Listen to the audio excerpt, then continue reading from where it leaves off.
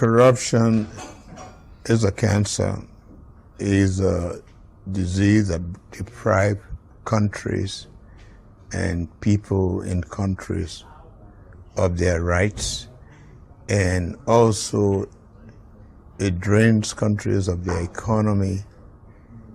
It misplaces the economy, and it creates problem for people in the country, deprive them of their rights. And I think if Africans fight corruption and they see that their economies are managed properly, there'll be a lot of peace because it will bless a lot more people.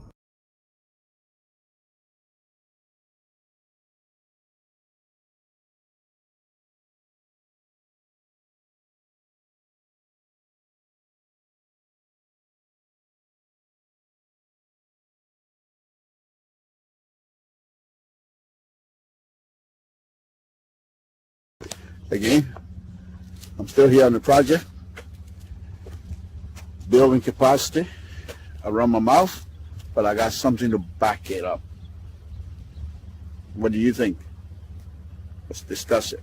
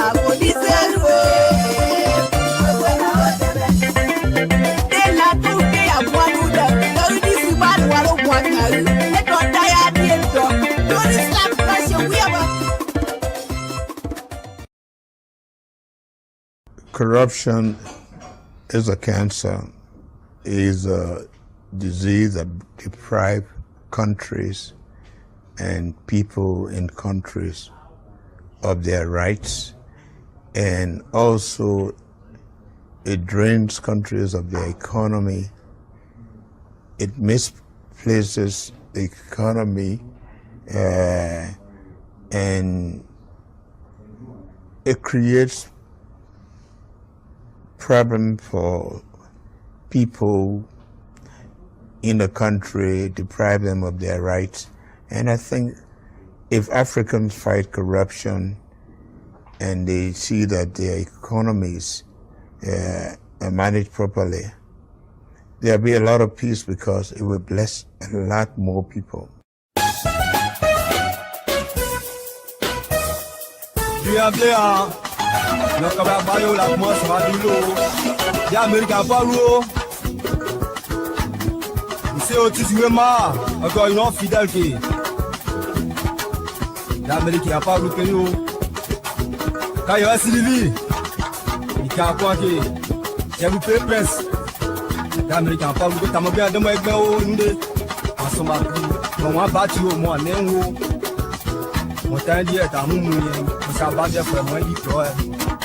Abela lo kan yo. Ka go so di lo. Hey. Awaye. Ati o lo a.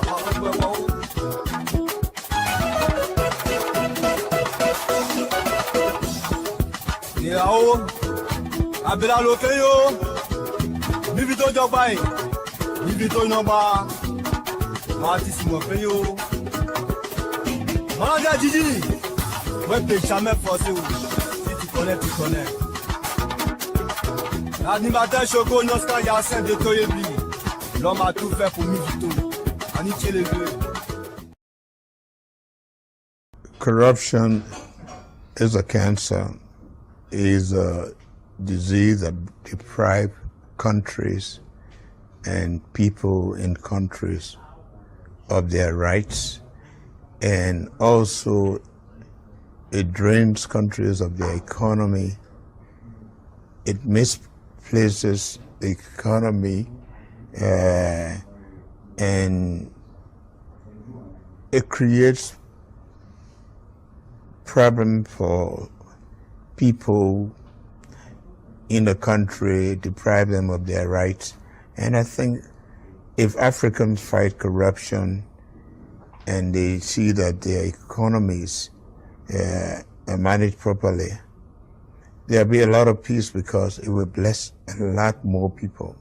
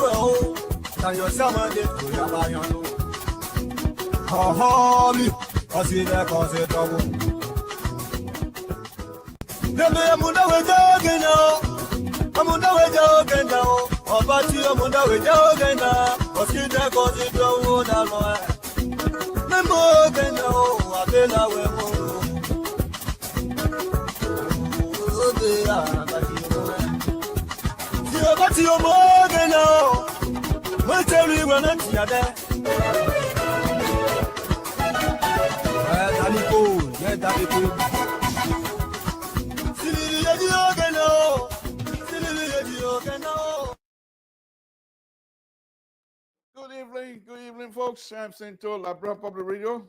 Thank you for joining us. We appreciate it. Thank you very much. Those of you that are joining us, Mr. Alexander Yala. Good evening to you and the rest of the crew. Thank you, guys. Thank you very much for turning into Liberian Public Radio. Again, folks, we're here again this evening. First thing, safety. Lord Jesus, we want to thank you again this evening. We want to thank you for your continued mercy to us. We want to thank you for your blessing. We want to thank you for all that you do for us and continue to do for all of us. We ask, my Lord, that you continue to protect us. Bless us, everyone. To those family members, brothers and sisters that are in any kinds of stressful condition tonight, we pray that God will take complete control and bring healing to your whatever pain you're in. My Lord, we say these things publicly because we know you have the ability to do it. We know when we say these things, you're not going to disappoint us because that's not what you do. You help, protect, provide opportunity for all. And I want to thank you for that. We sit here again tonight, my Lord, to say thank you for the Republic of Liberia. Thank you for the people of the Republic of Liberia. Thank you for the leadership of the Republic of Liberia. Thank you for the outgoing leadership of the Republic of Liberia. My Lord, give all of the leaderships in Liberia, give them wisdom to do what is good for us. We specifically offer our prayer for the incoming administration. Because, my Lord, you know, you always say, I will not give you anything that you can't handle. So those of us that believe in you, the fact that Ambassador Baka was elected, he's already won. He's able. With your backing, we will move forward. I want to thank you again. I want to thank you this evening and say we pray and we ask that you continue to guide us all. My Lord, we ask that you bless the host country, the United States of America. In Jesus' name we pray. Amen. Okay, folks, welcome, welcome, welcome. I'm going to go to the subject matter here, but I want to touch a little bit on the. So this is what I've decided to do. When I come on air, the first 5-10 minutes, I'll go into the area that I know what to do, where to go, and everything else. So we will go there and take our time to discuss what it is that we're going to be discussing, and it's very special for all of us. You know, in this life, as I'm going through my stuff here, there's a second thing I have to take care of first. You know, I don't have somebody sitting behind the dashboard controlling. I'm controlling it all from my phone here. So when you see me doing this, I'm moving things around. So anyhow, I shall say to you here again tonight, as we come on air, what we have decided to do is maybe the first 5-10 minutes of your time, we discuss things that we know we have the ability to fully discuss without any reservation whatsoever. And these are things that are hurting our people. They are hindering the movement of our people. And we have the expertise. We want to offer those things it's not a matter of being called. It's a matter of being able to provide whatever services that people, you think you can offer. Those who want to listen will listen. Those who think that Tabata we're talking, so be it. I have no control over that. I have no control whatever way people think things are going. But what I'm going to do, and what I will continue to do, is to make sure that I say what I believe to be the truth. To be truthful with you and everyone else that are listening. I don't want to come across as somebody who's saying it because I want friends. I'm here for kumbaya. Kumbaya is not what I do. Kumbaya can come on later after the show. I will be kumbaya. We all sit down here, laugh and carry on. But this time, when we come on here, we're serious. We're very serious. So, hello, Madam Horace. Thank you very much, Vera. Thank you very much, Tufele. Thank you very much, guys. Thank you for tuning in as well. So let's go ahead. Let's go ahead. So little stuff here, little stuff. So what I'm going to be talking about right now, and I'm only going to spend about maybe 5 or 10 minutes of your time, has to do with role, of course, as usual. So not just role, let's just look at vertical structure right now, building. Okay. So the issue that is happening in the country, that many Liberians, especially, honor this incoming administration. And they will push back. There are people already ready to push back, and they will push back very strong. They will not allow people to penetrate. And that is the issue of having foreigners controlling our economy. Okay? Foreigners controlling the economy of the country in terms of infrastructure, in terms of not just infrastructure, but in terms of food distribution, food coming in, and everything else. They're in complete control. So Liberians are saying to Ambassador Barker to say, look, this is one way that we can improve the Liberian economy and improve the living standard of the Liberian. You want to have millionaire in Liberia. How are you going to have millionaire when people, all of the projects that pay $200,000 million, 200 to 400 million.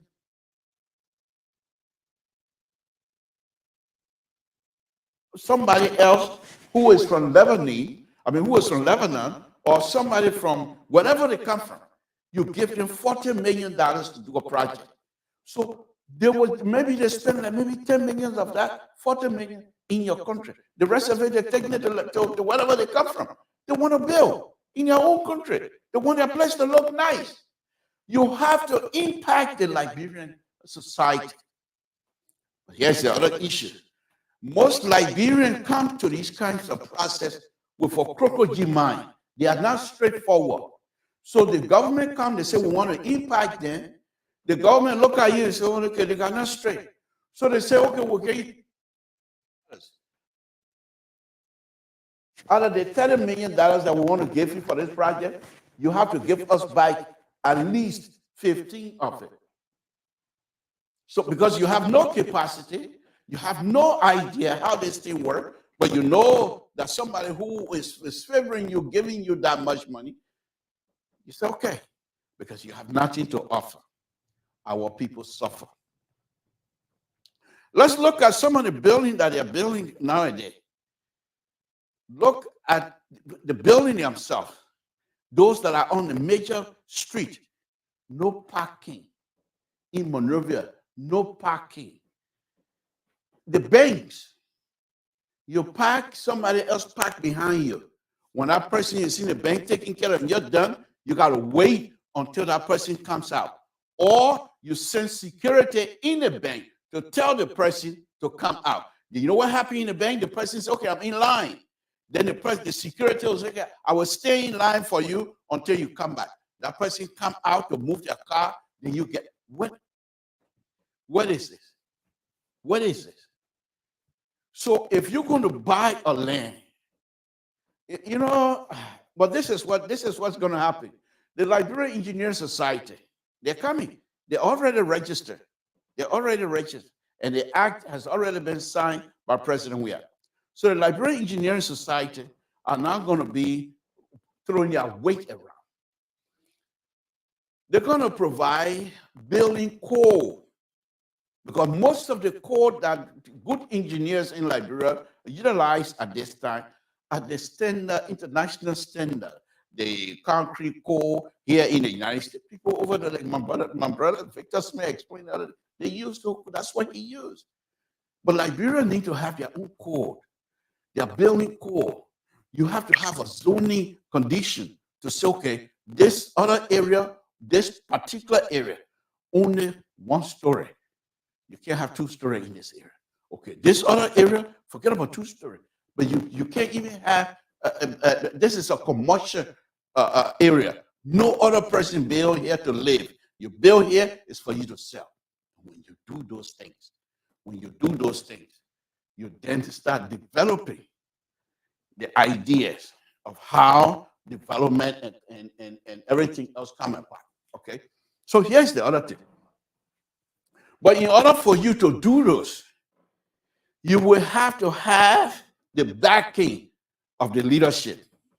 You will have to have the backing, strong backing of those who are responsible, the president, the lawmakers, to say, yes, we want Samson to make these laws and we will back him. So then I come in, okay? I come in. Now, don't get me wrong. There are people that are going to be hurt. But what do they do in Liberia, especially after the war? You can't blame them. They came, most of these roads in Monrovia, the street, they have right-of-way. And those right-of-way are registered at Public Works. They tell you how wide these roads are supposed to be. And in the government right-of-way, anything that is within the government right-of-way, it has no standing. You have no value. If the government want to break your building down because you're in a right-of-way, if they want to pay you, they can. If they don't, nothing. So that's the first thing you need to approach. How do you deal with those brothers and sisters that have spent their hard-earned money to build in the honest system? Because of that, when it rains, the whole community is flooded. No drainage, nothing moving anywhere. So you have to explain to them the process. You don't just come and say, you get out of here, you go. No, that's not what I'm talking about. That's not what I'm talking about. Okay?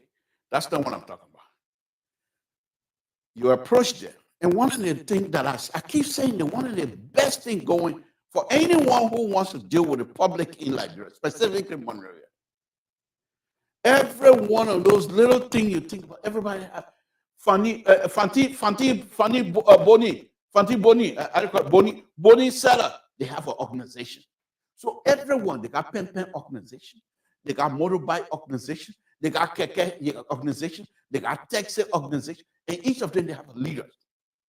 So instead of talking to everybody from the very beginning, you invite the leadership and say, I want to meet you guys at the stadium. And people will show up. If a lot of people don't show up, those that will show up will be able to carry a message. First thing first. You don't just get and say, you're dead wrong. You're building a roadway and we have a right of way. No. First, you explain to them because of their action. What is the problem causing themselves because of their own action? What disease?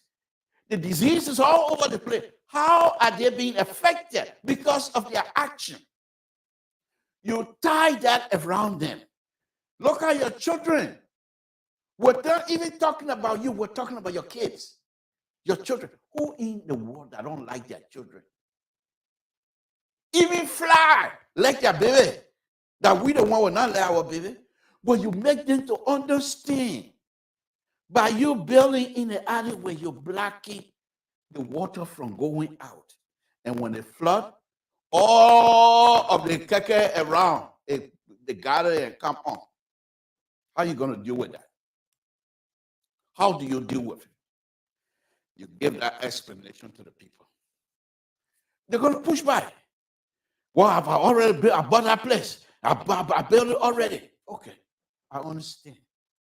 But I'm just telling you that you on the wall, big wall, you show the deed, you show the right of way of the roadway, because they have those drawings.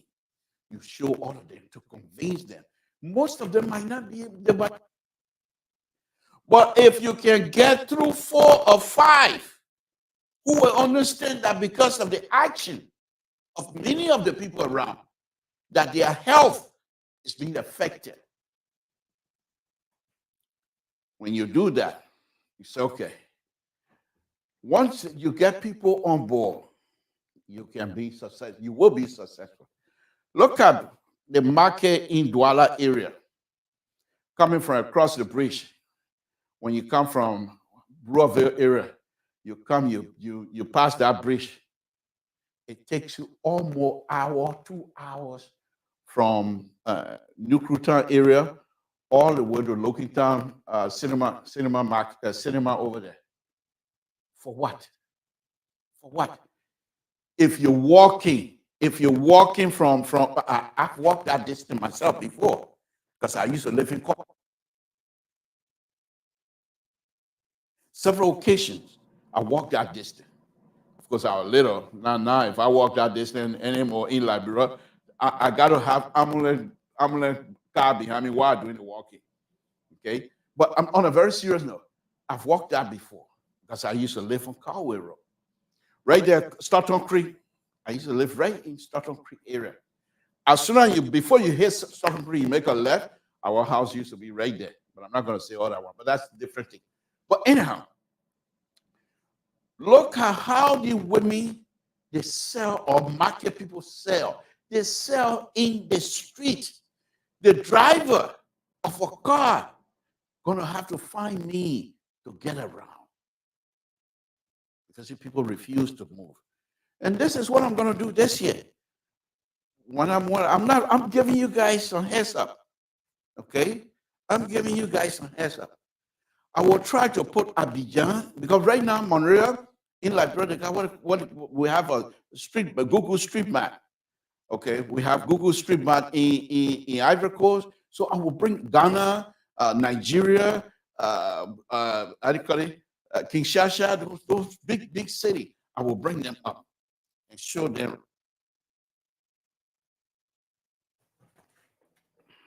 Okay? You tell me why you think that our people are living like that. Okay. You're not going to be successful to get everybody out. But the thing is, once you tell them why living like this, the condition they're living in, what is costing them, and you bring it up one or two, somebody have their child that died because of some disease or something like that, they say, yeah, they may talking true, because they would think about it.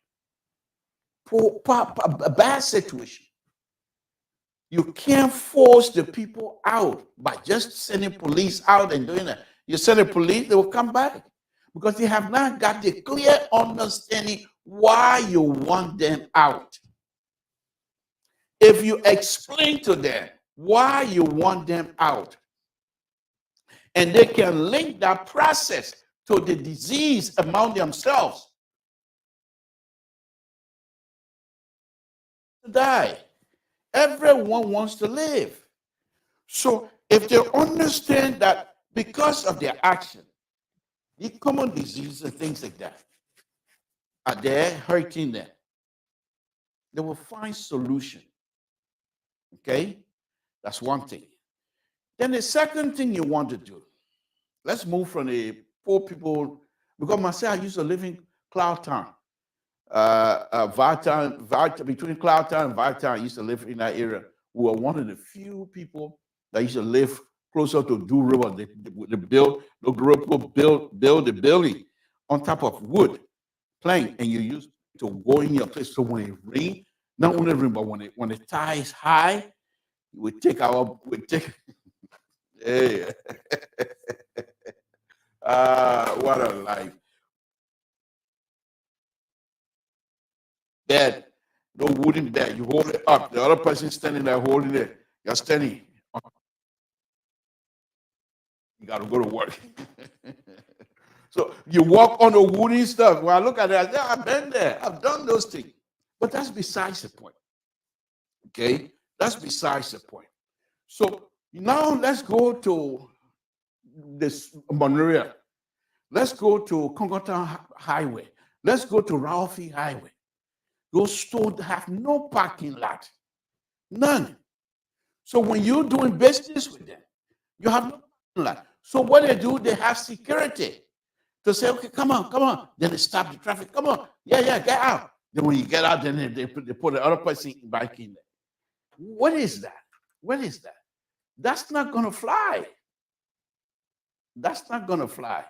But many of the people in back home, what they don't realize is that the young Liberians that are living in Liberia, nowadays, with the social media, I can get on Sacramento Highway right now and go live on Facebook, and people in Town will be able to see me. They can see the changes, and they compare with their own condition. They don't want to stay. They don't want to stay. Whatever opportunity they have, they leave without even thinking twice. You know what they call it here on the side? Brain drain. And most of these people, whatever people that have the highly educated, they don't want to stay. So they go to whatever they can go and utilize that educational background they have. They use that to make money. And guess what? You're losing. You're not getting the kinds of young support system that you have to have. That's one of the reasons you're talking about saying you want to have Social Security.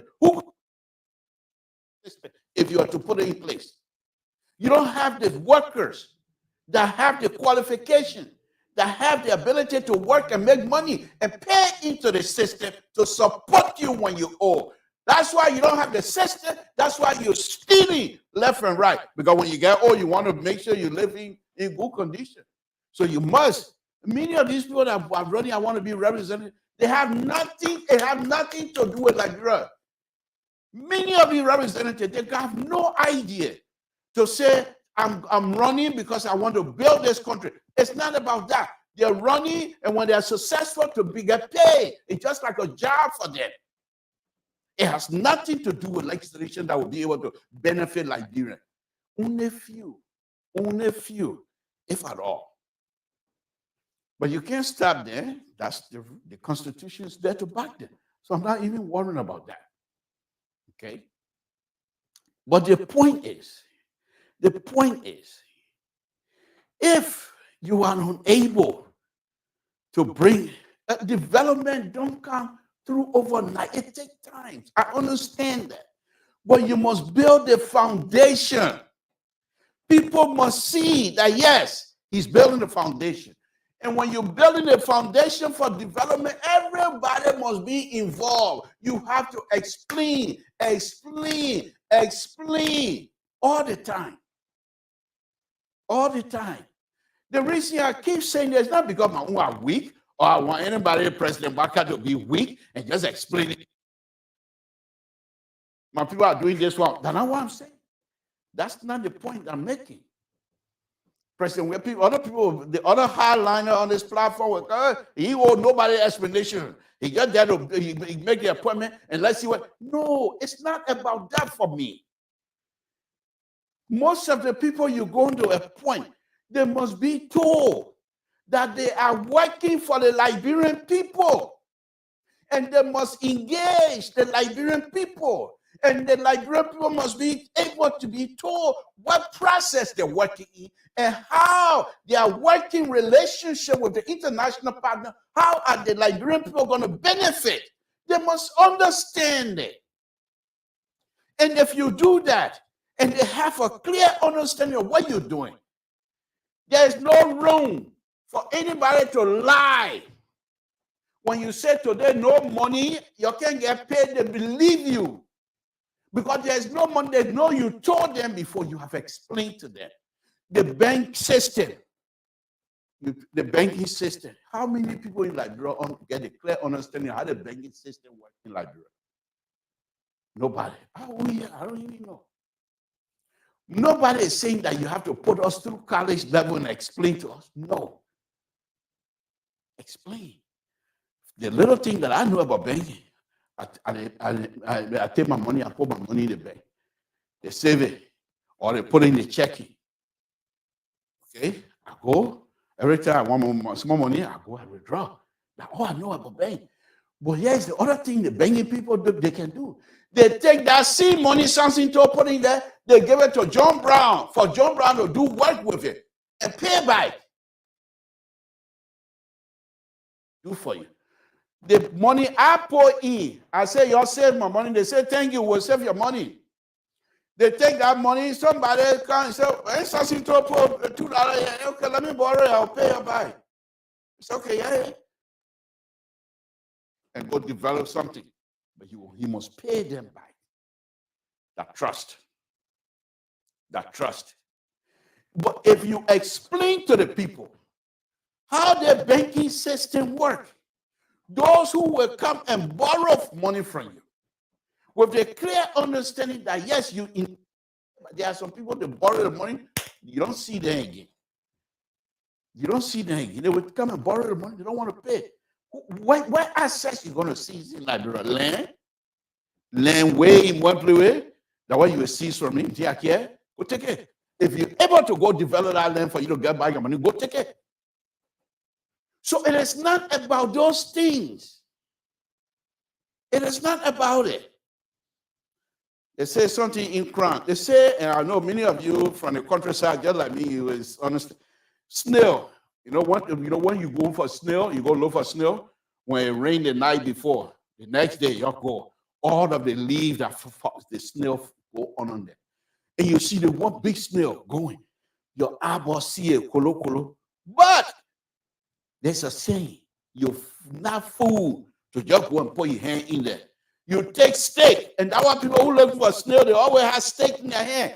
The crowdman said, you see the snail, but you take steak and move the leaf behind it. So you will see it, that yes, indeed, it's snail, and nothing else around, just snail.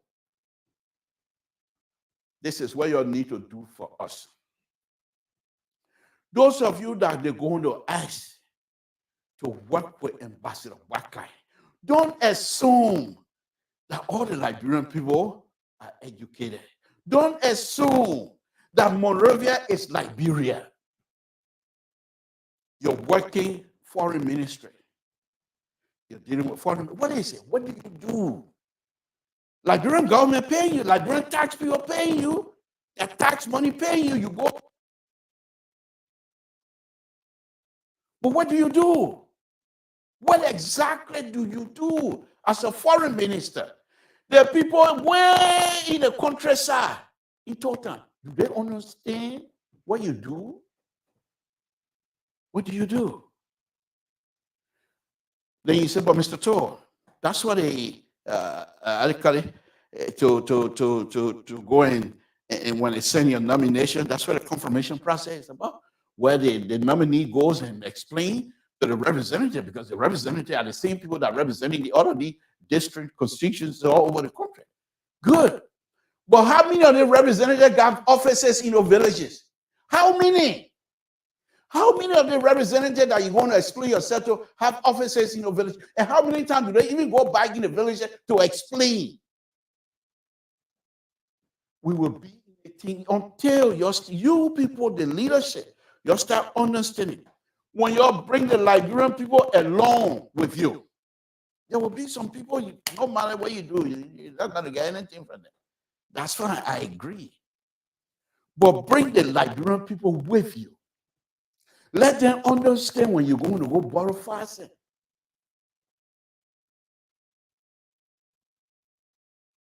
Explain it. Explain it. Tell the people that yes, indeed, the money that came in for development, what type of development the money is going to be earmarked for, you explain it. Let everybody get a clear understanding how many dollars was brought in. When you're ready to do the contract, to sign the concession, whatever it is, it must be public. It must not that it's not public now, but what I mean is you want to do Jida Mountain. Other people call it Pudu Mountain. So you say, okay, you're all right. Whatever contract we have, put it together. But that contract that you're signing in Monrovia must be understood by the people in Grand Jida County.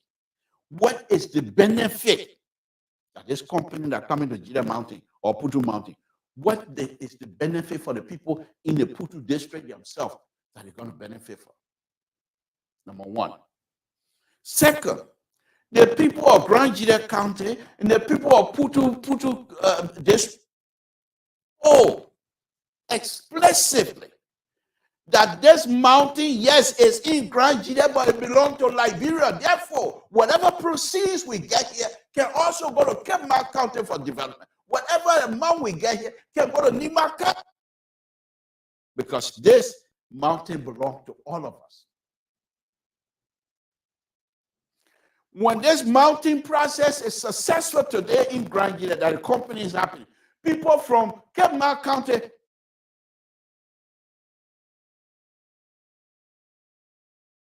Mike is not giving me good thing here. Okay, now I got it. Okay. So, because if you don't do this thing, Grand Jida, that's the thing said they qualify. Because why? They got their superintendent, and they got their representative, and they're trying to put their name on the list so they can get a job. But they're not qualified. You think these investors, they're going to put money into Putu Mountain or Jida Mountain, and you can't bring Flakaje to can't do what? To can't do what? To sweep? How do you investor going to get their money back? The Liberians, that's just what I'm saying. There must be 2 people in Grand Jida to say you're not going to get a job here if you're not qualified. If there's any position open, you please put it on the wall and tell them, give them criteria. You have to be high school graduate. You have to do this. You have to do this. You have to do this. You have to have this before you get a job. That means the thing you put on the wall. If somebody from Cape Mark County have this qualification, that person must be given a job, even if the job, if that construction company is in Grand Gide.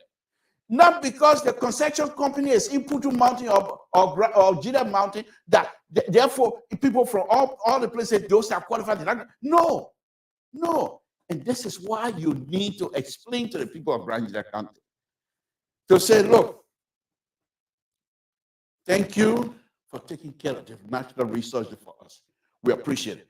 But first thing first, this mountain belongs to Liberia. It's in your county. And we appreciate the way you take care of it.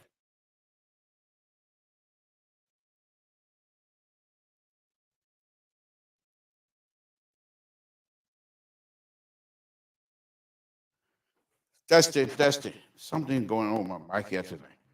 But it doesn't matter. Let's see. Let me switch it. So can you hear me? All right. And explain to the people in Grand Gide County that the mountain is in Grand Gide, but for all of us, all Liberians, that's the first thing you need to get these people to understand. You need to get them to understand that yes, indeed, the mountain is in your county, but for all of us, because your county is Liberia. It's part of Liberia.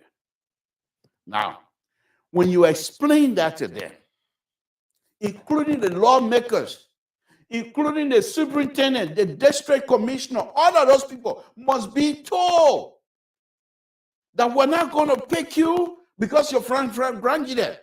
Liberia need to make money. The investor need to get some dividend. And the only way they must have qualified workers, people who will produce. People who will not take the company truck and go nyama all over the place. Because their uncle is a representative, their cousin is a senator, and they can do anything they want. Those people must be told no.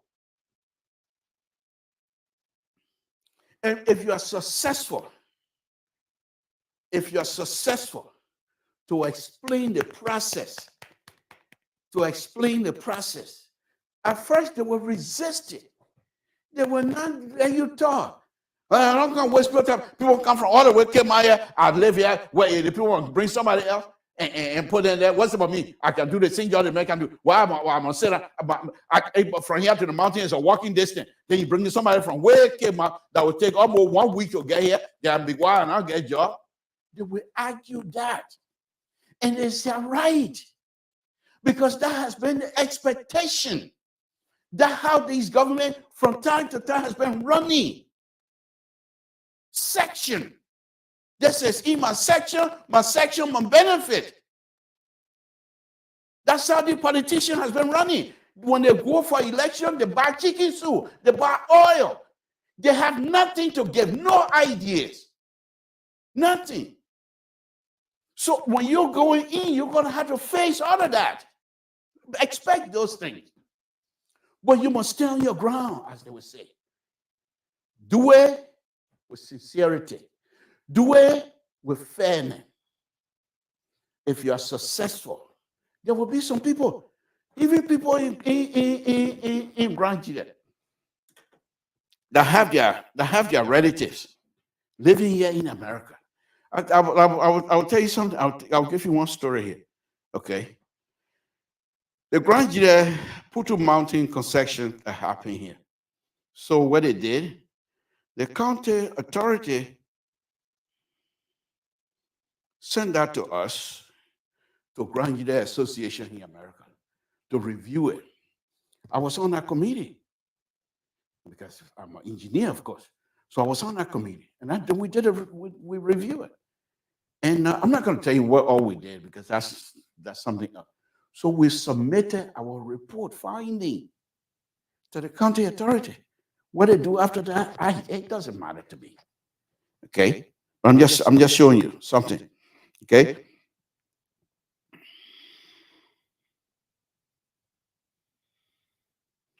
But the county authority have the responsibility to explain to the young man with his high expectation to say this mountain is in Grand Jida. The first place you must start. The first place you must start. This mountain is in Grand Jida. This mountain is called Putu Mountain. This mountain is called Jida Mountain. But it does not belong to you alone. This mountain also belongs to people in Cape Mount County. The people at the border between Cape Mount and between Liberia and Sierra Leone. But they are in Cape Mount County. That mountain, the proceeds from there can also go and develop that area. Our people must be told these things. We come when they have the clear understanding. I'm not telling them to. I'm not one of those who say manage your expectation. No, that's not what I'm telling you. That's not what I'm telling you.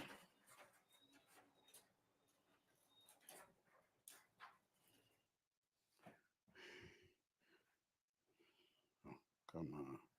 Give me a minute. Give me a minute. Give me a minute, folks. Let me get my thing together here. Okay. Just give me 1 minute here.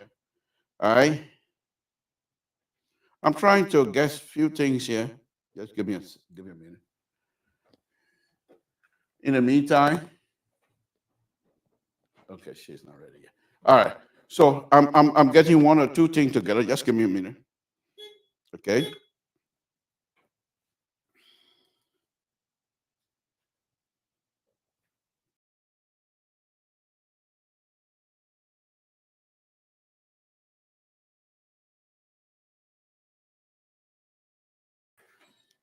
Sorry about that. Sorry about that. Just give me a minute. We're almost there. Almost there. The owner just came in. You think I'm stupid? I'm running my mouth. There's somebody control me too. If I ask you, they say, Blue, get out. What time Alfonso and Nathaniel coming from the East Coast can't get me? They coming to ring Sacramento. You think I'm stupid? The person comes, Blue, I come and say, okay, baby. Samson too. Yeah, but no, serious thing. But I'm trying to get this stuff that I want to read to you guys. I'm not even too sure if that's necessary, but let me find it. Let me find it, and then I will put it together for you guys. Okay. But everything that I'm saying here is about our country. If we do it right, we're all going to be successful. If we don't do it right, and you think because you're in power, I'll do what I want to do, then we're going nowhere. Because the next group that are going to come, they will do the same thing. So where do we enter? Where do we go? It becomes issue. It becomes some serious problem for all of us. Okay? And this is what I'm saying here tonight, that our people must be brought along with them. You being an educated person or you being the president of the Republic of Liberia does not mean that you own everything. No, or does not mean you know everything. No. I've been on this platform, been arguing on a lot of things here. And I will explain here as soon as I get myself together. Okay, we're there. All right. So let me do this here. Okay. So,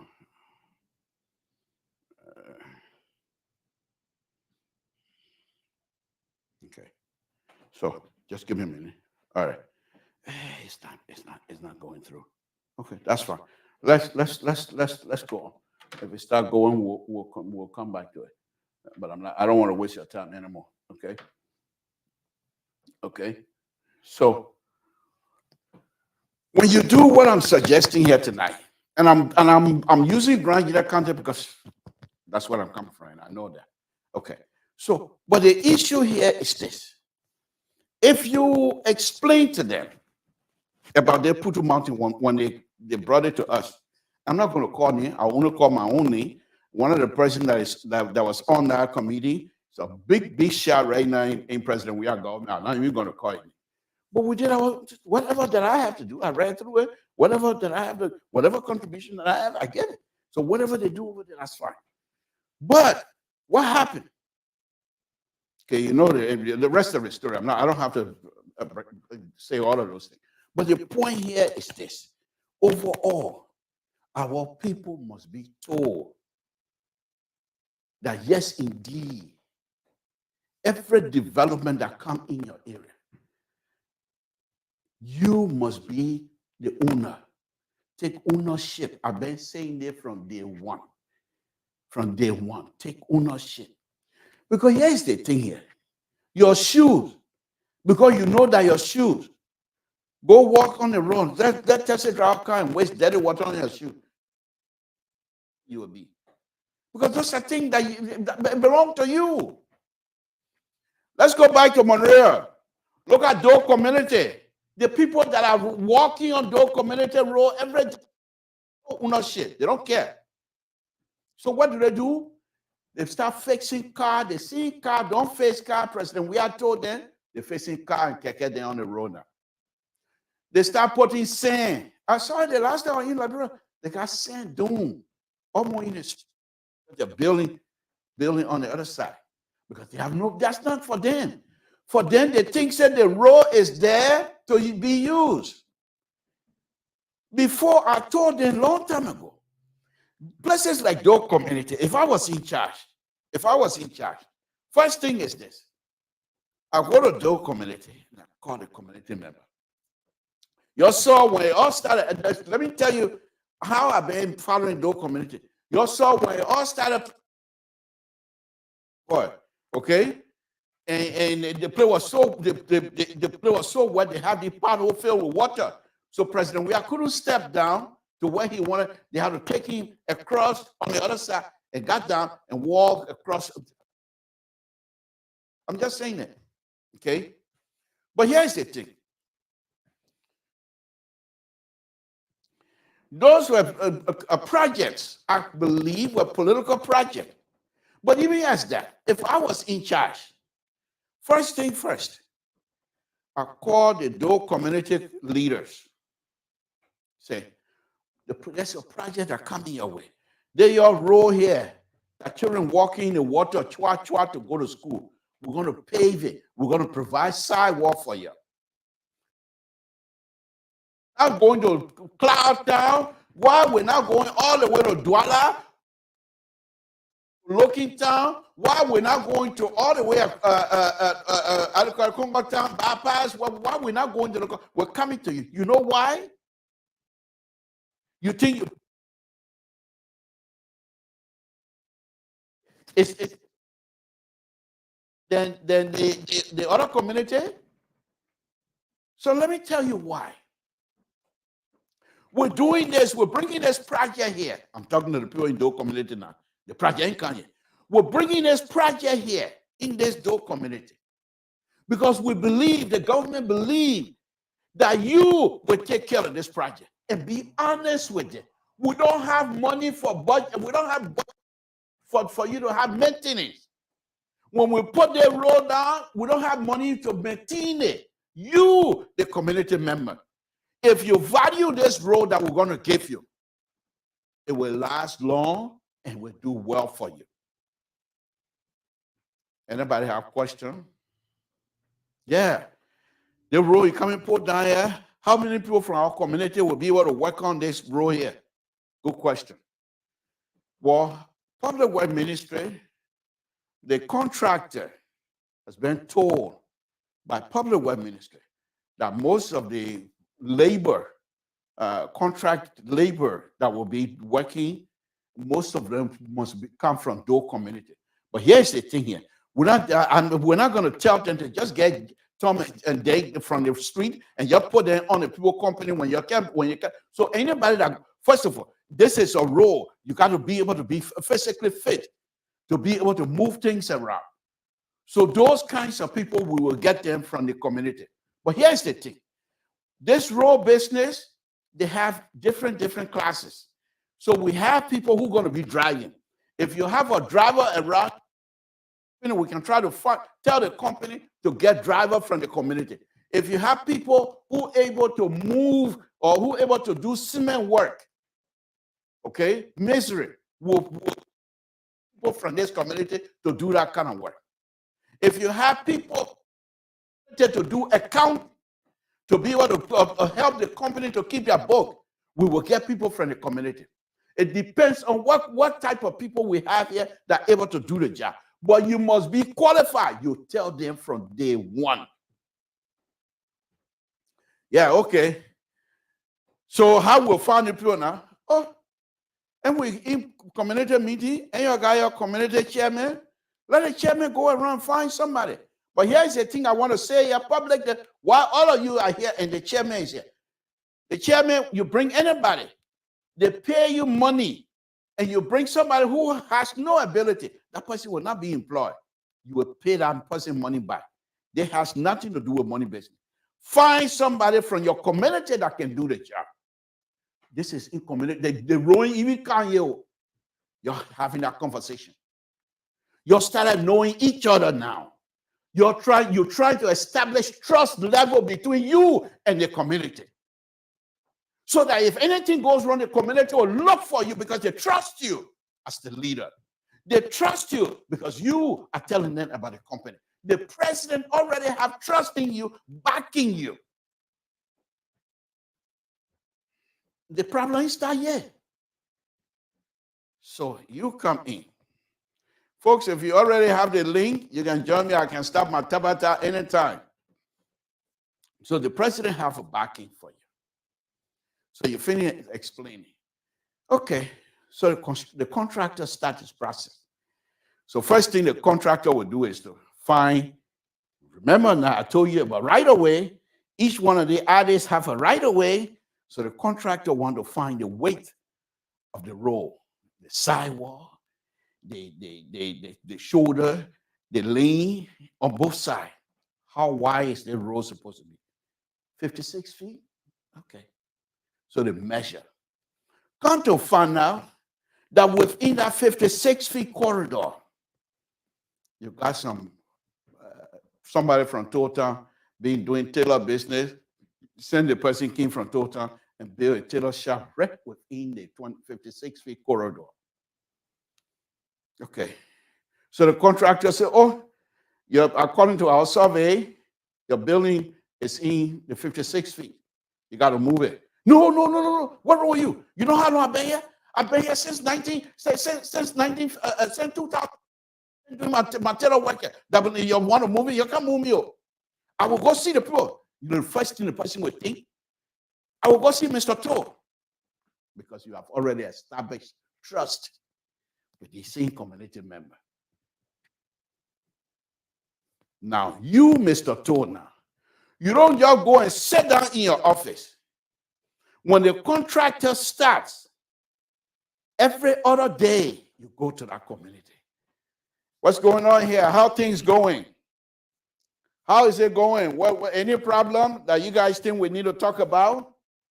That tailor will come running. Mr. Toe, you were not here. I ain't told the other day that we have to take ownership. I say I try my best to take ownership, but they want to kick me out of this place.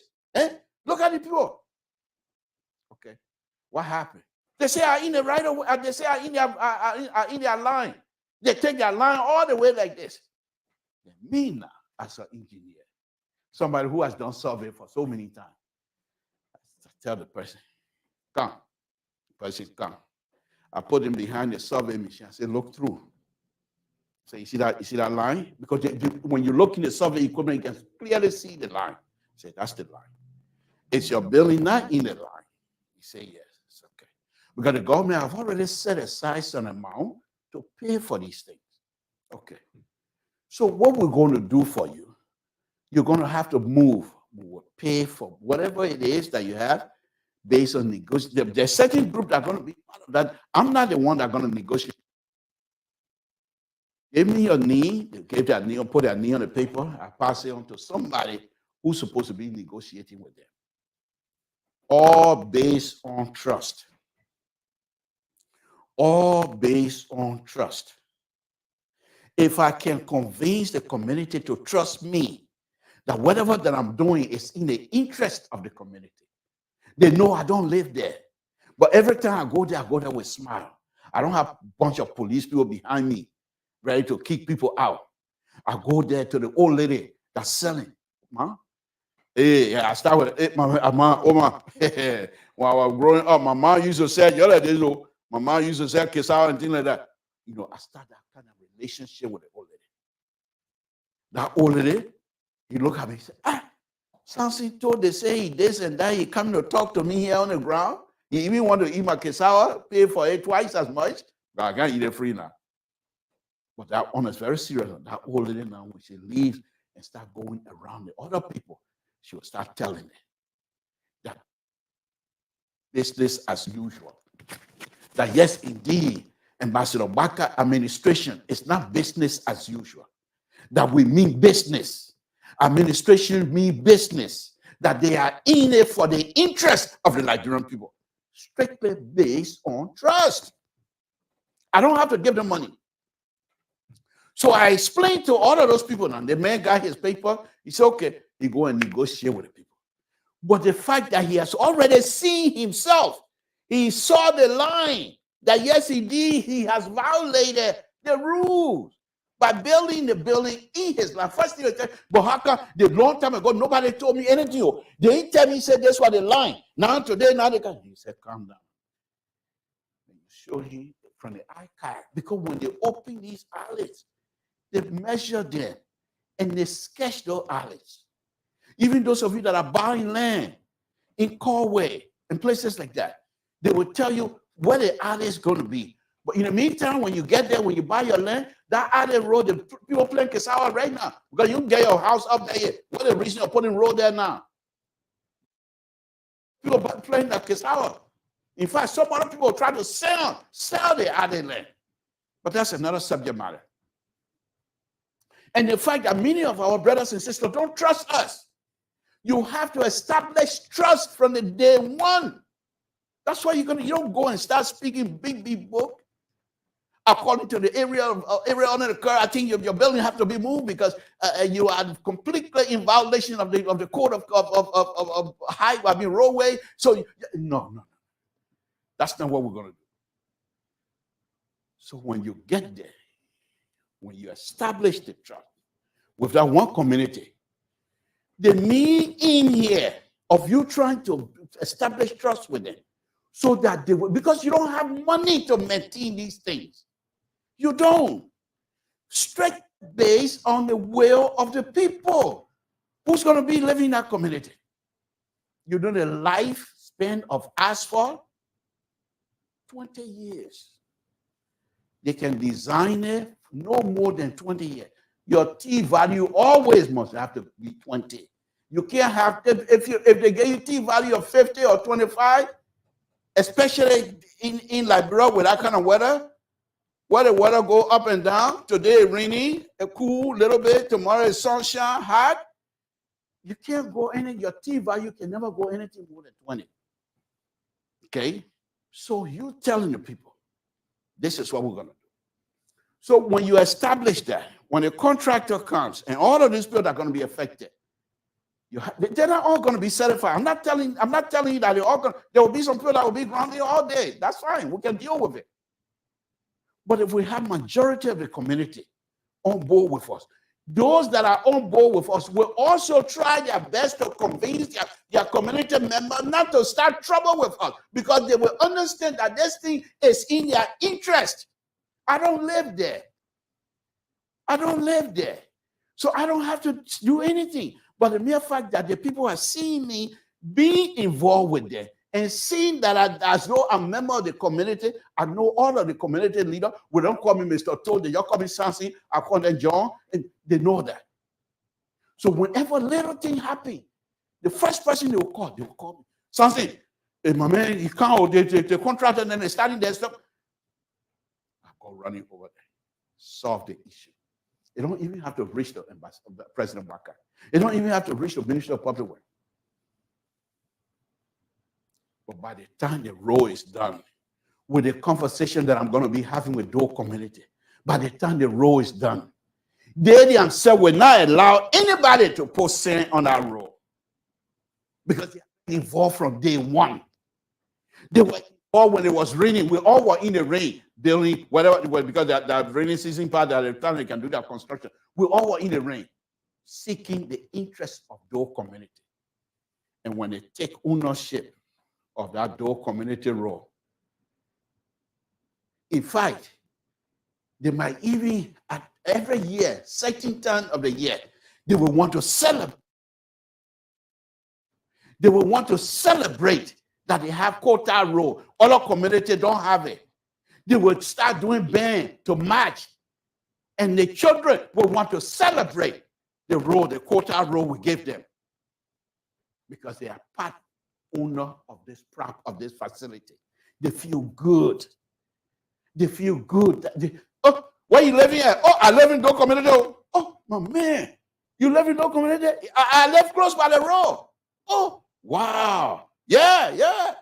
You know why he's saying that? That means when they text him, bringing the put it down in blue, he get on the sidewalk, he walk into a house. The sidewalk is clean. You don't have to walk over people dishes, washing dishes in the middle of the street. He doesn't have to face that.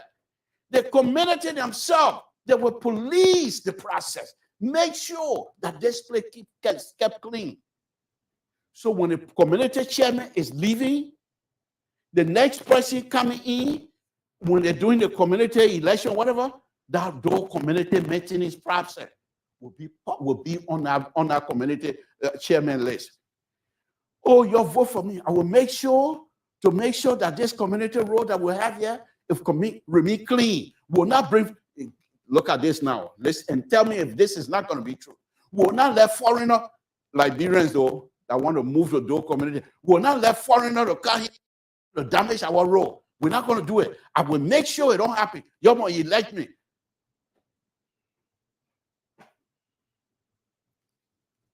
Folks, what I'm saying here, yeah, you can say there's a pipe drain. That's okay. That's okay. It's a pipe drain. That's okay. What I'm saying here that it's not possible in Liberia. That's okay. What do you think Liberians are? They don't want to live good life? They don't? If I take this live camera right now and start walking down the street and start seeing how the people in Total that have access to their data, have access to Facebook, they will see me. You don't think people want to live like that? When I was growing up in Israel, they have a mission, AG mission, plum tree everywhere, but their grass were well maintained. They're up the hill.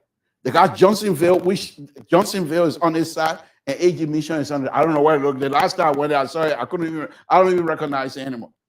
But when you're leaving the area that I was living, you go through that bush area and get to AG mission, you know you're somewhere else. If you're not careful, you don't think you're Israel because they're building, painted. The grass kept clean. You don't find paper everywhere.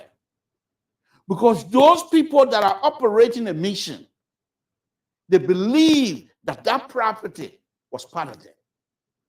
And so anybody they bring in at that mission to be on that AG mission, you must do all you can to maintain it. And if you do it 1 or 2 times, 2 years, it becomes part of you. It doesn't take long to change people's behavior. So let me go on. Samson told LeBron Pabrito, folks, these things I'm saying, they are not difficult to achieve. No. But when I go there, and that's exactly what happened. The Eugene Falcon today, he was part of that process, yelling, oh, President, we are so good. Look how kind of road he got in there. Got no clue what he was talking about that day. In the ring, I saw him. I said, Eugene Falcon, what how they did. It was so funny. I watched that. They had a pipe that was supposed to cross the road. The pipe's supposed to be crossing the road. And it's supposed to go in meander around people's houses and things. And he saw it that was not possible. But he couldn't make that statement because he was live. So he said, oh, the pipe will leave from here and go over there, then bend that way and go. He said, oh, okay, President Weah is doing a good job. Eugene Falcon, I'm not making a, he was part of the Dole community. That Dole community, when they started, I was out here on my platform. First, I explained the same thing I just explained here. Because I could tell the community was not involved. Because when you see the damn building, some of the community members there, they fold their hand like this and looking. If somebody, you're giving something good like that to somebody, and they fold their hand looking like this, then when the truck then comes, then they move on the side like this, move, excuse himself. I knew then that there were going to be problems. When they started building the sidewalk, okay, it was raining. And I said, on Eugene Falcon platform, I said, it's raining. They already have the mixed design. The concrete, the sand, the water, everything is already mixed, ready to come. And you're going to pour it in the rain. You're going to have a bad result. But of course, the liberal are running his mouth. Who cares? They didn't care that time. But go look at those community now. Go look at the sidewalk, all white.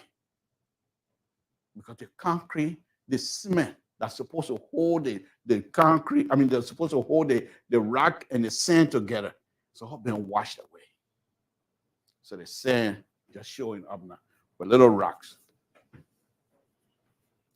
When they read to dedicate, remember those community, that's the place they went over there, they had that statue with people holding President We are up the hair. Y'all remember that? Y'all go look at that statue now. Go look at that statue right now. And tell me what you think. Tell me what you think. And just by looking at the statue from the time they started up to this time, and tell me, look at that statue right now. President, we have made a statement. He said the road we're giving you. That's the statement that should have been made from day one. He said the road we're giving you. I hope you will not be facing Keke then because there aren't place to open mechanic shop. Exactly what's happening right now. Because if you get into something that you don't have to believe, you yourself don't believe what you're getting in, this is the result you get. This is the result what you get. And it's very sad. Because many of our young people that are there now, they're struggling. Give them the opportunity to leave. Liberia or no Liberia. They're leaving. They're not coming back. They will only come back. Here's the sad thing here. That many, look at the people, the list they have for Ambassador Baka. Many of those people that are coming to help Ambassador Baka to steer this rescue mission, many of them are old. Some of them older than me. They have stayed over with the opportunity that God gave them, stay overseas. And when you stay overseas, the overseas people milk you and take up, drain all of the education they gave you. They drain everything out of you. They get every money they spend for your education. They get that money back. So by the time you can't even claim the hill. So where's the energy now? So to avoid these kinds of things, the good thing about us, and I'm involved with the young people in Liberia, they have what they call Liberian Engineer Society. Young people running it. And many of them, they have gone over to travel, but they come back. They're still young, they come back. But when you talk to them, Mr. Tone, there's no opportunity here. I was saying now, talking all the Bima. There are two people that I got my eyes on in that place. Any opportunity I get, they're engineers, young people. Any first opportunity, I will run them out of there. Get out of there. Why are you suffering like this? You got the brain. You got the brain. You got the brain. Go to play at work. So foreigner. But they're from the Middle East. They're from India. The engineers that are the place at work. So foreigner. Most, I would say 85% foreigner. But they're from India, Middle East, Russia, maybe, not many. Okay? But the point here is, if we say in Liberia, that's our country. But we don't do anything. We don't do anything to help our brothers and sisters. And this one, I will go a little bit deeper tonight. There's a guy called Victor Smith. He was on Spoon last night. Victor and myself were friends for a very long. In fact, he was the first when I left Liberia. I refused. I said, I'm not going back right now, especially when my mom partner there again. But he came here. He wanted me to go about 4 or 5 years ago. Convinced me to go to Liberia and help impact his young engineers. So when I heard that, I said, fine, I'll go. So he took me from here. For 2 months, I was in Liberia, helping the engineers that are working for him, help them to understand, to be able to understand the road development process. How the road development process, how does it connect to the AASHTO, which is the international standard. I spent 2 months over there teaching his people. And when I was done, I go through the survey process, how, because you have to have survey to be able to have a good road design process. To be able to do it, you have to have a good survey. So I try to do all of that. I explain to them. And after every year I go now, maybe this year I won't go, but every year I go. When I go, the Victor, I go to. So, but the point is, when Victor started, I believe in 2007 or 2006, when he was going to Liberia, I told him, man, I said, "Bah, don't go." The people ordered. He said, "My man, if we don't do these things, who's going to do it for us?" That's a question Victor asked me. Every time I go there, he must start making plow. I stay in the office, we may plow a whole day. And you say, you remember the question I asked you? He said, if we don't do these things, I'm a bridge engineer here. He's a bridge engineer. He used to work for the Department of Transportation, Maryland. He said, oh, I'm a bridge engineer. Why can't I go home and be able to do these kinds of work? And if I'm successful, employ young people to come and work for me, and I teach them. And Victor did that. He did it well. I don't want to call names, but most of the young people, if you're watching me now, you know that Victor taught you. Some of them big shot, Victor taught them. Okay. But the issue was, Victor has a company. And the company has, when he's getting a design, where he told us yesterday that sometimes he submits his bid, and the people were cheating. They would get a bid to somebody who was willing to give more kickback. And who do you think will give more kickback? The Lebanese, because they already have money. I don't have money. Why do you think I'm going to give you half of my contract? I'm not going to do that. And even if I'm going to give you kickback, it's not going to be that much. So instead of them trying to impact the Liberian engineers or the Liberian contractor, they rather give it to foreigners. So many of these young people, they got nothing. They get out of Stella Marie, they get out of LU. Where do they go next? They go to China for master degree. They come back, and so what now? They got master degree engineers all over the place. So what are they doing? What exactly are they doing? So when the children have the opportunity, they will leave. Most of the people that are doing engineering software work are from Ghana, Ghanaians. I know that I work with them. So the point here is this. This incoming administration must do everything they can to identify if they're serious about infrastructure. If President Walker said, roll, then you must do engineer. Roadway engineer, because those are the people that understand your language.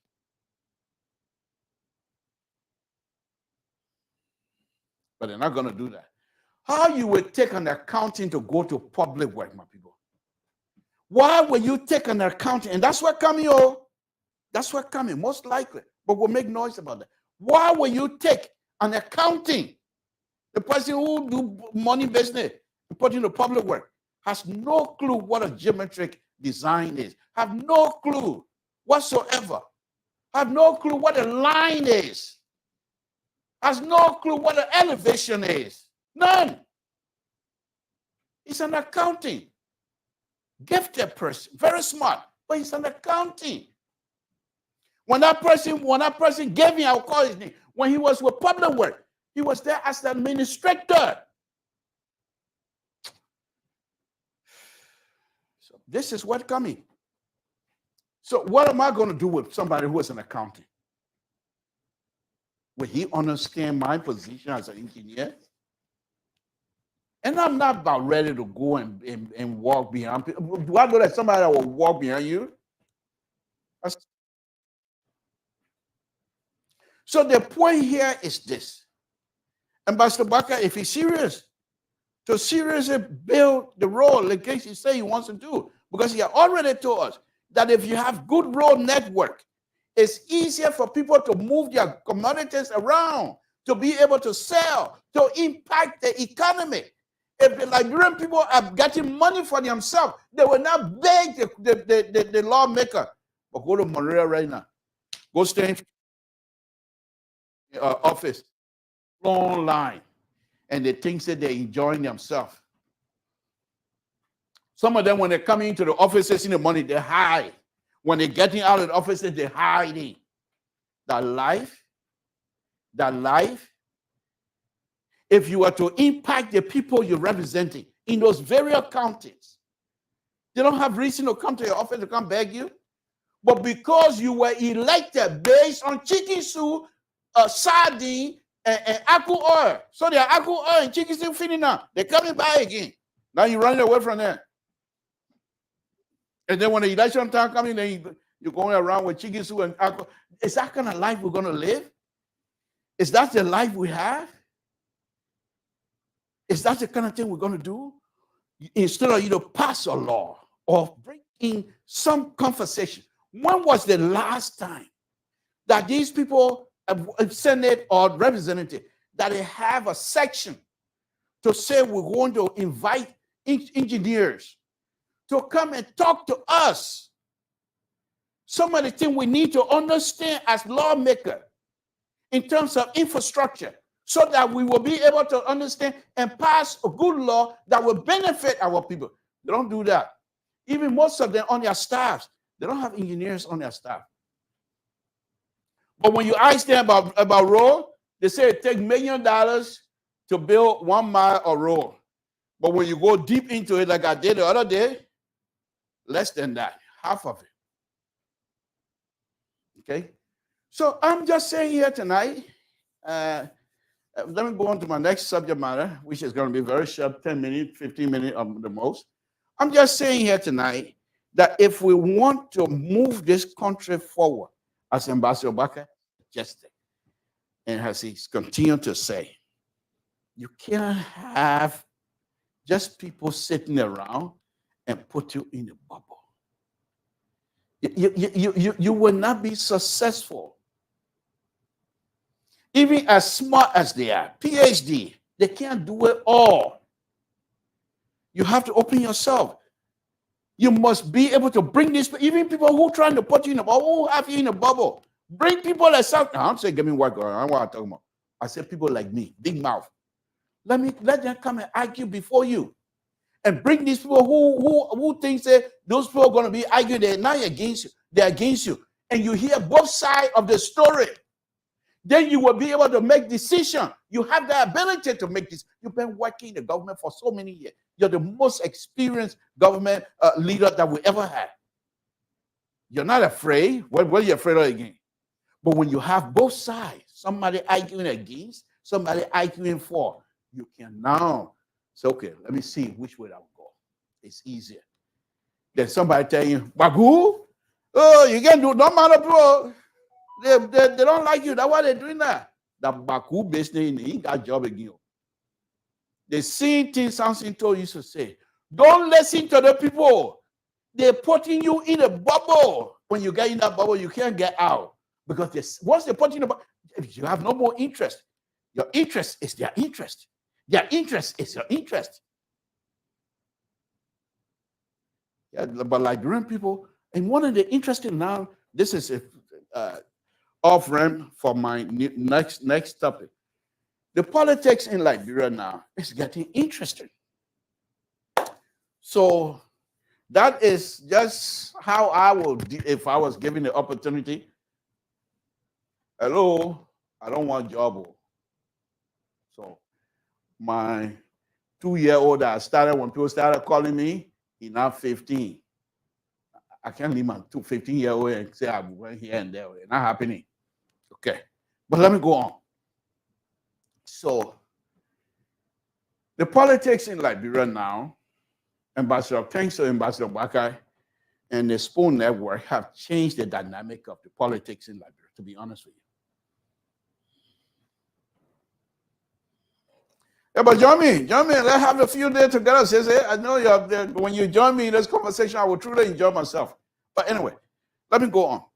So the politics in Liberia right now, in fact, if it continues like that politics fall right in the hand, in the eye of people like the young people like Sissy Goya. Because the politics that is happening now is very interesting. So the speakership, Kofa, who have fairness, in the interest of fairness, Kofa is a dear friend of mine, very good friend of mine, very, very good friend of mine. I want him to be speaker, but not because he's a friend. My argument and Sese and the rest of it continue to disabuse me, and they continue to push back strong, which that's just fine. That's how we're supposed to be. We're supposed to. Here we go. I ain't even finished. But anyway, I've been arguing at Franti Kufa. My thinking was, and then again, I could be wrong, but my thinking was, Kofa must be given the opportunity to be speaker. I'm saying to myself that if Kofa is given the opportunity to be speaker, then you have what I would consider balanced equation. But Sese and the rest of the group argument is, politics had no small politics. You can't say you're in Liberia, therefore Liberian politics is the man, Ambassador Baka, their argument is Ambassador Baka must achieve, and in order to achieve what he wants to achieve, his goals, he must have people that will be willing to work with him, not people who might come in and try to stand in the way of whatever it is that he's putting up. And Flanty Kofa is in an opposition camp. So their argument holds a lot of water. But for me, just from this, I call myself political guru. But to be honest with you, I'm so conflicted because I support Ambassador Baka. And I want Ambassador Baka to be successful. But and I also want, I'll open it here, I'll open the line here, I'll open it here. And I also want Kofa to be speaker. So I'm very conflicted on this thing. I'm not confused, but I'm somewhere around it. So the issue is my argument. So I called Liberia today. I was not. I stay away from Kofa all of this. I don't want to talk to him until this whole thing is over because I don't want to poison my mind. So, but I call people who are close to Kofa. So when I talked to the people, the argument was Kofa most likely gonna win. But my thing was, I would like for Kofa to take the airway because they're trying to tie Kofa to that of CDC, which is okay because he's a sedition. But they're saying that Kofa will somehow impede the progress of President Baka and his administration because he's in opposition. And my argument was the fact that I know Kofa, and I'm saying Kofa will always put Liberia before anything else. But they don't. None of them want to take that, which is okay. Which is okay. I said fine. I said fine. But what I'm saying, and I called Liberia, and I said Kofa need to take the airway to say to the Liberian people, I want to be speaker not because of CDC. I want to be speaker not because of Flanty Kofa, but I want to be speaker so that I will be able to help Ambassador Baka achieve legitimate developmental agenda. I will, and Kofa will be truthful to say I will be there as a guardrail So that if anybody comes in and thinks that they're going to run with this thing, I will be able to point it to them and point it out to the Liberian people, things that are not going to pass. And I will give them the reason why I will object to certain things. But anything that comes that is in the interest of the Liberian people, I will not stand in the way. So the guy told me, he said, no, Kofa doesn't need to do that. Kofa doesn't need to do that. And as a politician, I don't think he will either, because if he does that, he has people from CDC that is supporting him. So why would he want to come and throw CDC and the rest of the supporter under the bus? So I'm so all over the place. So what I have decided to do, I will stay out of that one here. Let Ambassador Bakai and the Unity Party and CDC and Kofa, they go ahead. Whoever wins, they will most likely have Liberia at heart. And as a result, I'm so this thing is way above my pay grade on this one, because Kofa is a friend. I want him to be successful, but I cannot use my friendship to put Liberia down, Liberia above everything else. But at the same time, I know Kofa. I have had dealing with Kofa before in terms of politics and with respect to Liberia. And Kofa politics has always been about Liberia. About Liberia. So I will just let that one be the way it's supposed to be.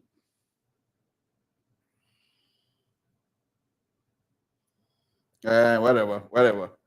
I will just let it be. We'll pray to God for God to provide guidance to see the best way. Okay, I'm going to go ahead and open the line. But before I do that, I have to go sit down. So this is not a form of disrespect. Let me sit down and open the line. And those of you that want to call, you can do so. Samson to Liberian Public Radio. It's been a wonderful, wonderful evening. See, yeah, I got my full rest. See it? Boom, I put my phone on there. Now, let's talk business.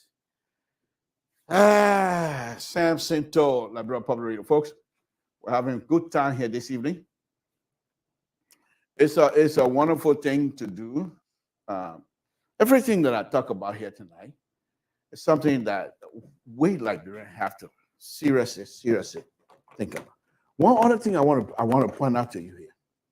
Back in the days, not when I was growing up, of course, but back in the days, okay, during troubled days, they used to have right at the corner of Benson and the beginning of Benson and Camp Johnson Road, okay, they used to have the glass boxes, the boxes about maybe, what the heck is that?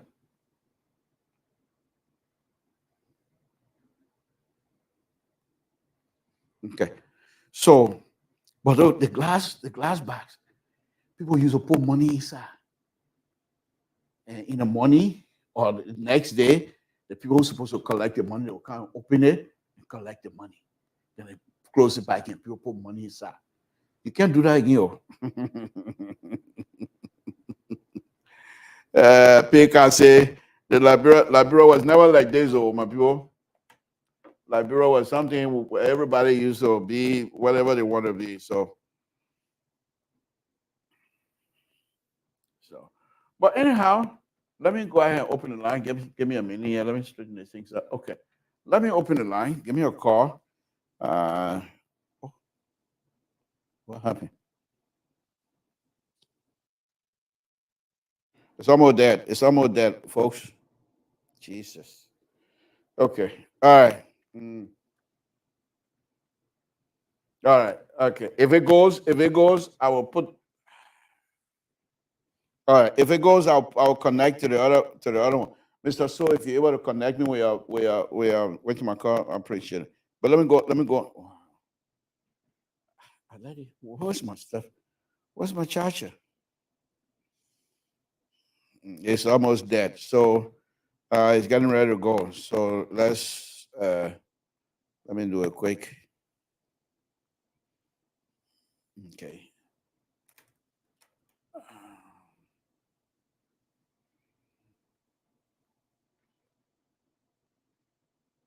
Give me a call, 916-533-2048. Why is it that I was not able to charge my phone all day? Yeah, man, I only think you're talking loud, Tabata. Okay. Give me a call before this thing go kapoo on me here. Okay. Give me a call, 916-533-2048. But let me see if it goes dead, if it died on me. So I think this one has enough. Yes, I have enough on this one, except I have to pretty much reset that as well. Let me see if I have any. Let me see if I have the mix up on this one. Samson told Labrador Public Radio, give me a call, 916-533-2048. Okay, I do have it on here. So, in fact, I'll just get out of it. But if I get out of it and go and use this number, okay, and use, no, they don't have this number. Jesus. Okay. Well, okay. No big deal. No big deal. No big deal. I can talk. But anyhow, folks, again, Samson told Labrador Public Radio. So that's my tabata for the evening. I will continue with it some more. Another thing here that I'm also going to be talking about next week is this issue of this incoming government and the Yeka Koluba situation. As far as I'm concerned,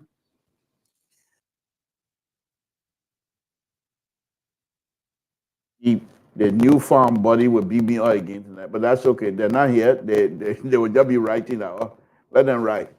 But let me just talk a little bit about as far as I'm concerned. The issue with Yeka Koluba is, and I say I have the ability to compartmentalize these things, and that's why I'm so good at it. Okay, because on one hand, I can see that the behavior of Yeka Koluba, he's a representative. He was elected, and he been doing those things before he was re-elected. So people love the way he behaved. That's why he was re-elected. However, that one compartment now, I'm into another compartment. However, the fact that we have culture now, things are a little bit different now. Not that we didn't have culture before, but as I stated yesterday, I will continue to argue that.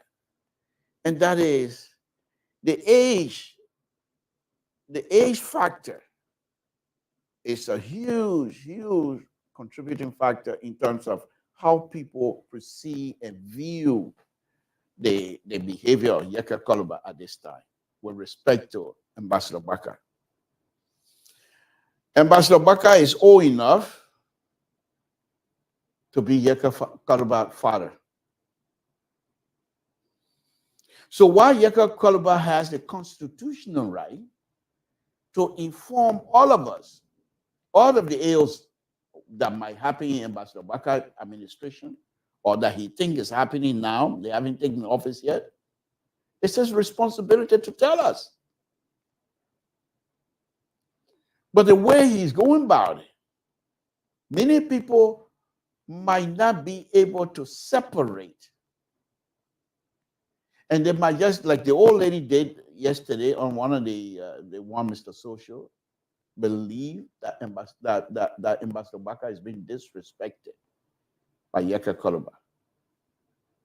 And she didn't take kindly of it.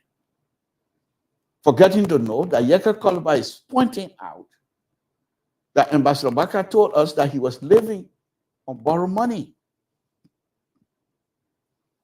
And so where does he get money to give the victim? Simple. There shouldn't be any anger.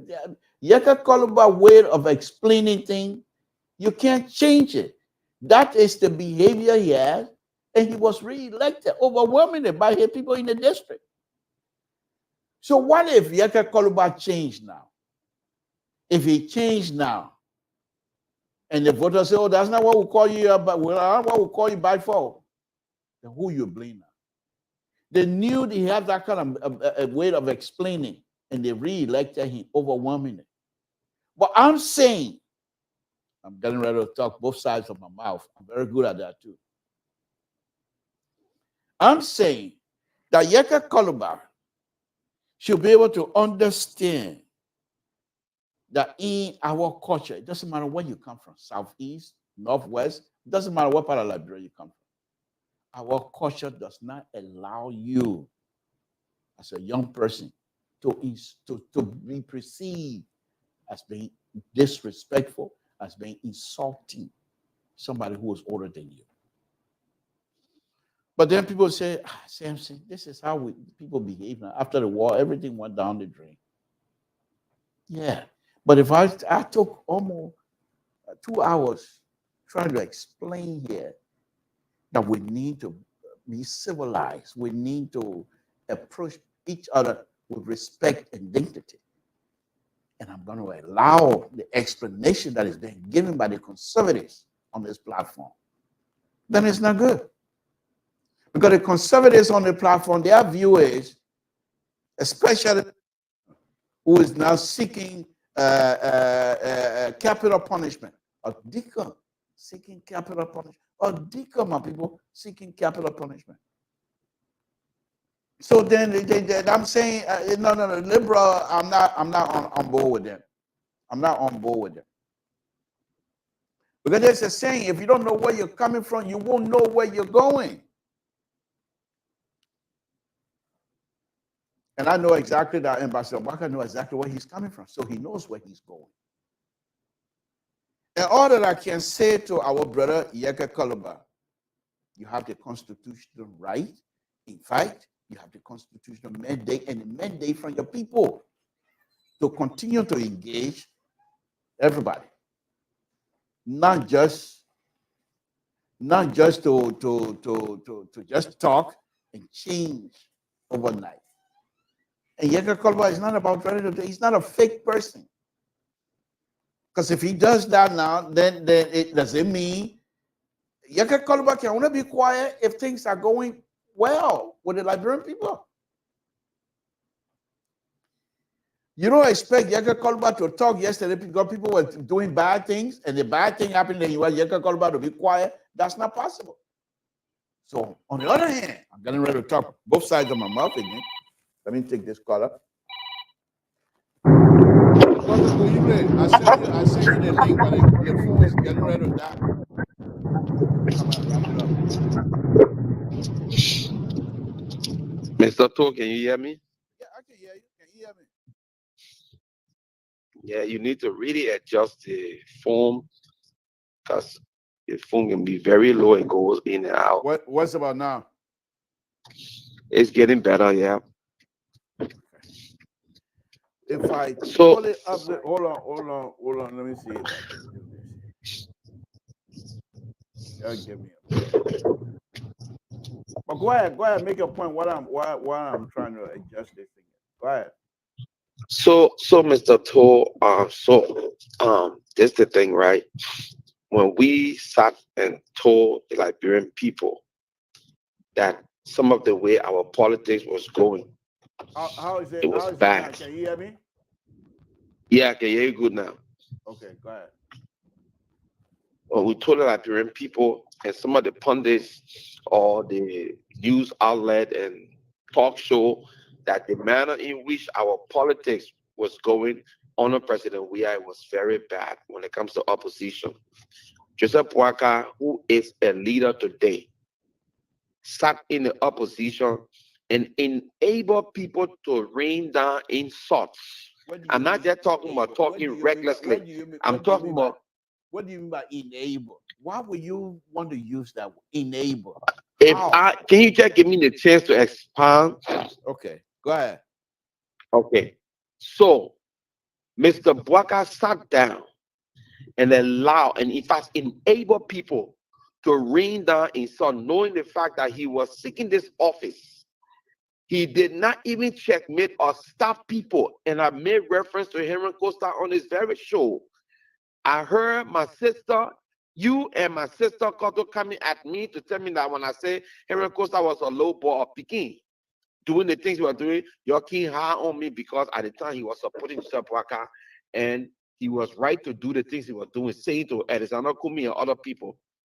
When Yeke Koluba was insulting President Weah and saying bad things, and even one time when they went to one of their meetings, the campaign stop in the early stage of President Weah, Yeke Koluba said he was waiting for Joseph Boakai to gain a command. He will execute it on Joseph Boakai command. Joseph Boakai was just sitting there smiling. He had never said anything to say, look, this is not how our politics is supposed to go. Let's talk about the issue. He didn't ask those people to stop doing those things. They extend even the man in Morocco, the man that denigrate woman who in Liberia on national radio and all. He didn't even call that man out to say, no, this is not the way to go. This is not the way to go. Now, chicken coming home to roots, and then you're talking about in our culture. This is not acceptable in our culture. This is the new culture we have now. This is the new culture we have. And he has to live with it. Because he the one who allowed people to do those things. If Joseph Boakai would have distanced himself, go out and say, look, what we're doing is wrong. And I said this in reference to John McLean, the late John McLean. When that lady got up and said something bad about Barack Obama, regardless of how heated the campaign was, John McCain stopped her in her track and said, no. Barack Obama is a decent human being. He's a decent family man. He's a decent citizen. We only disagree on issues, policy issues. And there where I'm not a Republican, I'm a Democrat, but there where I said this man is one of the greatest politicians I ever seen in mankind in this country because of what he did. Do we have the guts to stand up? We never stood up against those people because they were saying the things that we wanted to hear. They were saying the things that we're enjoying. When they were calling President Weah all the different names in the book. I never came and said, I never saw you come out to have a whole show to debunk it, to denounce it, to say this is not good for our society. Today now you're preaching it because as someone I live, man, your thing you say old man. No, I like Yeke Koluba saying there's no old man when it comes to politics. It's about the issue. What are he talking the way he was talking?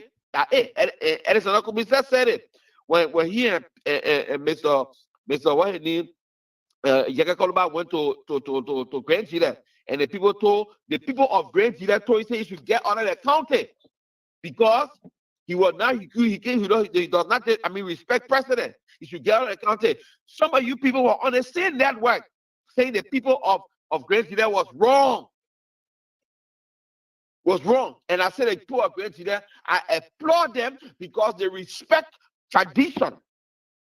Today, I'm surprised to hear people, Samson told coming out, the other people coming out and saying, oh, no, this is not how we old people. There's no old people when it comes to politics. I agree with Yeke Koluba on that. I'm not a big supporter of him. I will never support him, but I agree with him. That's how he talked to President Weah.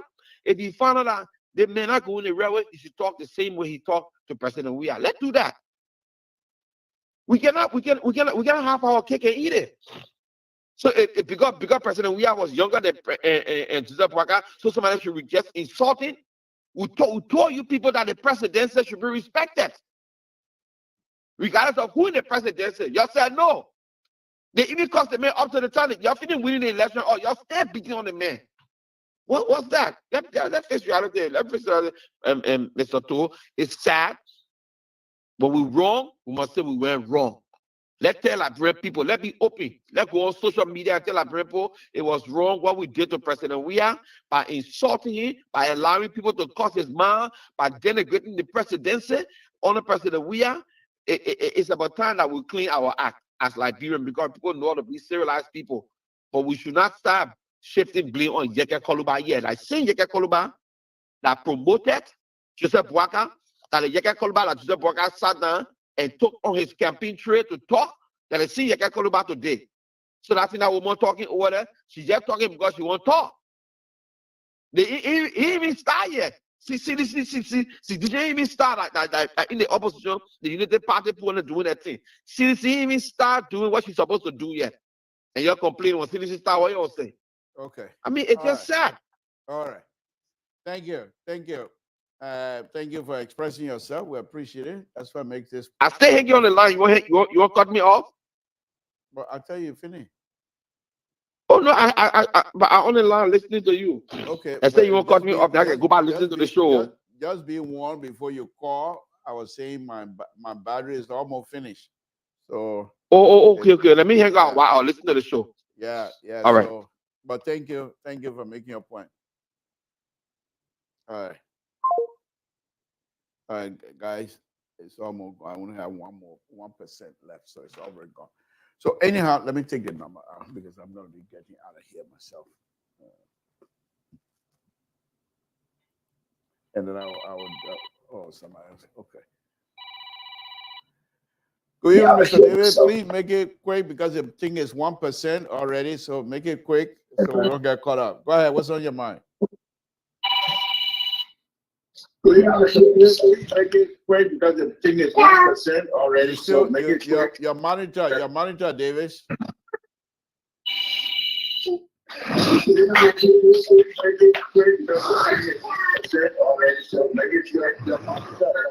Davis, are you there? Hello? Yeah. Okay. Go ahead. Hello? Go ahead. Make a point. Can't get nothing. Can you hear me? Okay. Call back. I'm not getting anything, Mr. To. I can hear you. So just go ahead and talk. I can hear you.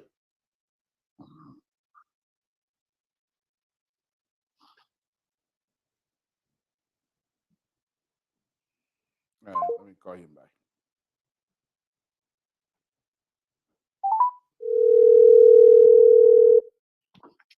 Hello? Yeah, David, can you hear me? Yeah, I can hear you clear now. Okay, go ahead. My thing is less than 1%, so it's getting ready to die. Go ahead, make a point quick, please. It's gone. Okay. I can't even call him. By the way, David, sorry about that. My battery is dead. Okay, since that's the case, we'll just wrap this thing up.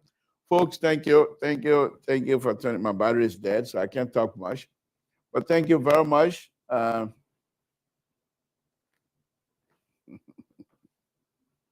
Okay.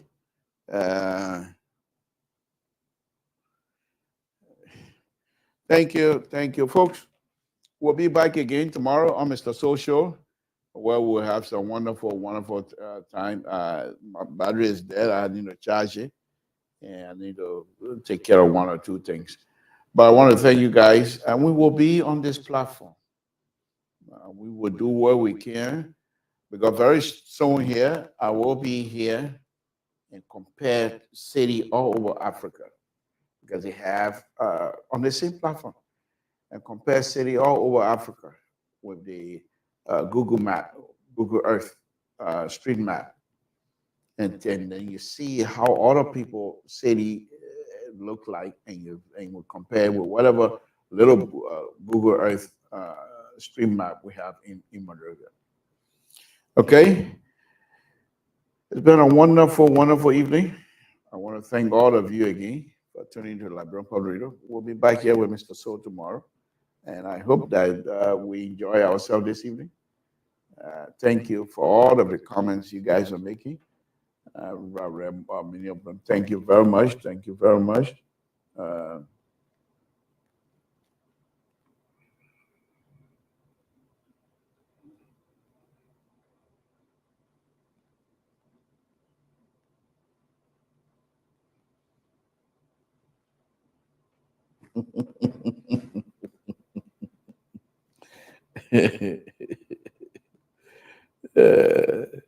You unsure at the boat chair. Are you saying you're not gonna allow me at the boat chair?